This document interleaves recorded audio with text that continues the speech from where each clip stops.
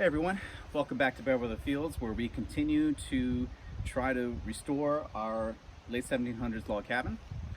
Today we're going to start a project that, or I guess we're going to pick up again on a project that we started way back in May. We did a video on it right up here where we power washed and scrubbed all the logs and all the wood on the outside in preparation for putting on what we're going to put on today. And that is the Outlast log oil. So we're doing this to be able to make our old logs, our vintage logs, more resistant to moisture. We're also going to be adding in the no bug stuff. This is an additive for log oil to keep the bugs out. And that's been also a little bit of a challenge that we've had to deal with over the last couple of years. Today I'm going to be putting that on the logs by brush, and I'm going to be putting it on by roller and a little bit of brush on the board and batten that we have out back. One thing that we are definitely going to try to avoid, and we learned this lesson in our biggest mistake, is the log oil will probably stain the chinking. So the chinking is a mixture of sand and cement that is in between the logs, and it will absorb the oil and leave a stain. So the challenge today is to be able to paint the face of the logs while trying to avoid the very edges so we can not have that happen. All right, let's get started. Okay, this is a clear oil, so it's not meant to stain the wood at all. It's just meant to absorb into it and give it protection against the water. And we did this because we have an overhang issue. Log cabins like this should have an overhang of the roof of at least 3 feet, and we just don't have that. When the wind drives the rain into the house, it just kind of soaks it all up. And sometimes that will stain the plaster on the inside. It will soak enough that it will actually start to drip a little bit. I'm gonna pour half of this into here and then mix up half of that bug stuff to put in there as well.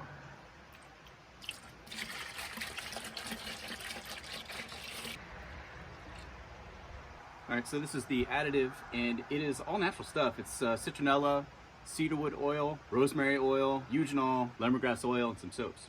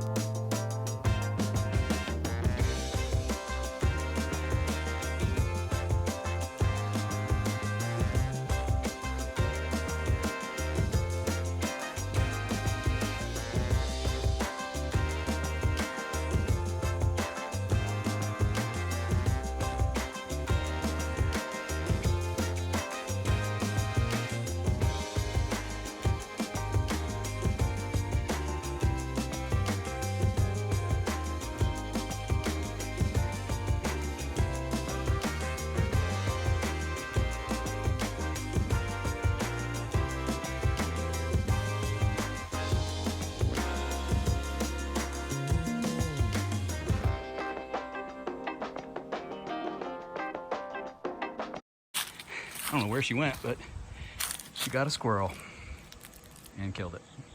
There it is. Let's go show Mom, huh? Luckily for you guys, she dragged it under the shed and is now going to have her snack. Anyway. Hey, looking good.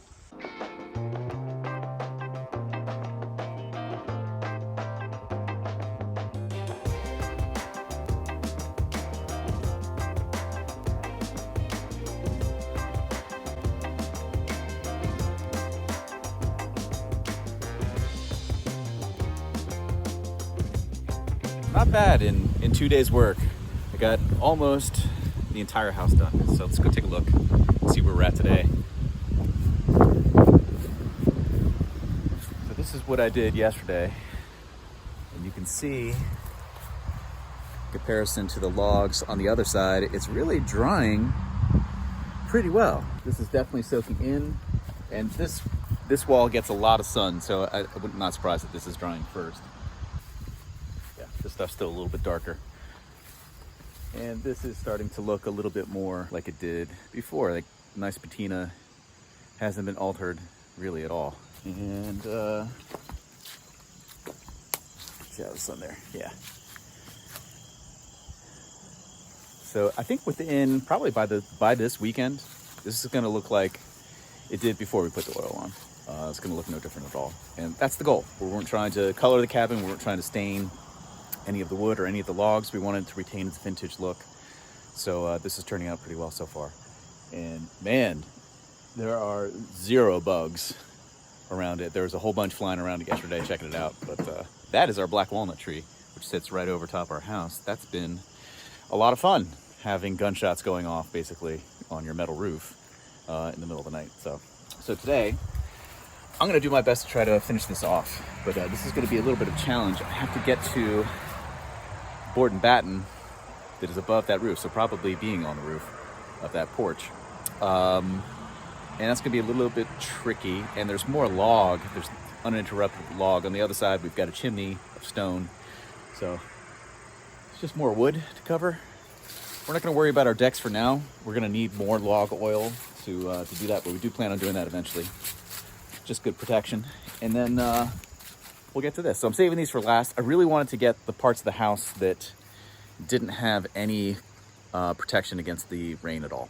And with this porch and this porch, these logs are fairly well protected, so getting to these last. But I'm glad we had enough weather to be able to do this, enough good weather. Like I said, we started this in May. We just needed 3 rainless days, followed by 3 more rainless days, followed by at least 36 hours of no rain. So that's like a full week of no rain.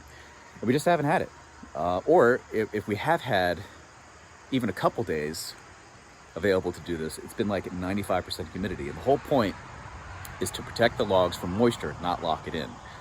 So we needed everything to dry out, and it just took months.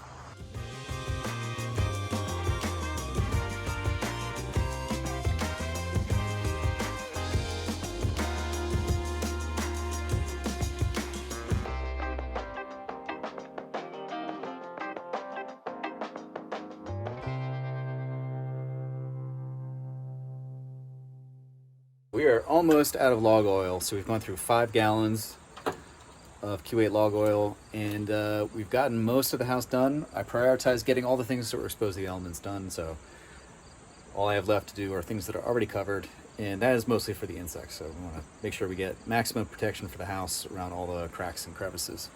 And we thought that 5 gallons would be enough, but what we didn't account for is like the collective surface area of all these like little divots here. Lots of like nooks and crannies from insect damage from a long time ago. And it just adds up over time. You have to really saturate your brush to get into those nooks and crannies, and it takes up a lot of oil. So if you are thinking about doing something like this for your own log cabin, and it is like an antique one like this, just keep this in mind that it is going to take more than you think if you have a lot of these types of things to fill in.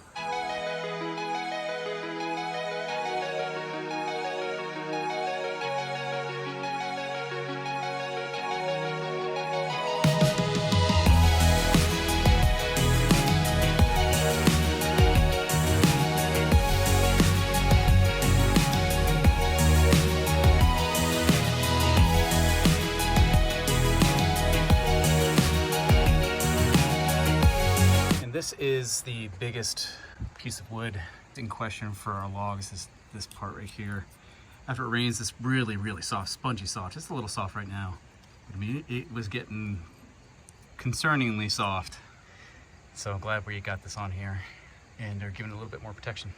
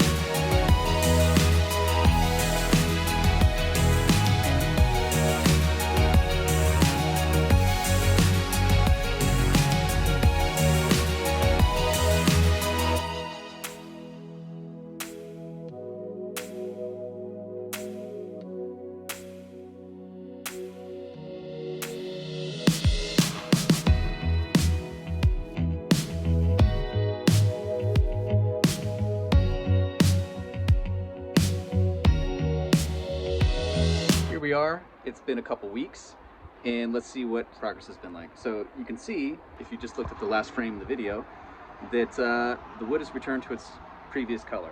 There's no darkening that I can see, and it all looks pretty much like it did before I put the stuff on. And you can see that with the deck as well. And it is like that throughout the whole house. Everything has pretty much gone back to the same appearance. Now, how is it performing? I would say great. I would say we got exactly out of it what we were hoping to get. The stuff I was showing you that was so soft and spongy has been just beating off water. It's been great. Actually, everything's been beating off water. The deck, it's really been pretty phenomenal from that standpoint. And in terms of the bugs, like the windows, show you over here, the like the bathroom window, this was a haven for spider webs and moths and all sorts of stuff, and it is completely clear, not a single bug on here. So I'd say that the bug repellent part is no joke. The other thing that we were worried about was the staining potential of putting the oil on the chinking. I definitely wasn't perfect keeping this oil free. You know, we get on there just from doing the edges. But as long as I didn't get it saturated, it was completely fine. I kept a rag with me just to wipe off any of the excess if I did get some on there, and it's completely fine. So not a concern. Thank you all for watching this video today. Thanks for your patience. It's been a couple weeks. We're trying to, as we said in our last video, we're trying to juggle finishing the house with getting ready for baby, with just not feeling that great sometimes, and making some adjustments. So we appreciate your patience. If you haven't already, give this video a like, subscribe to our channel, and we will see you next time.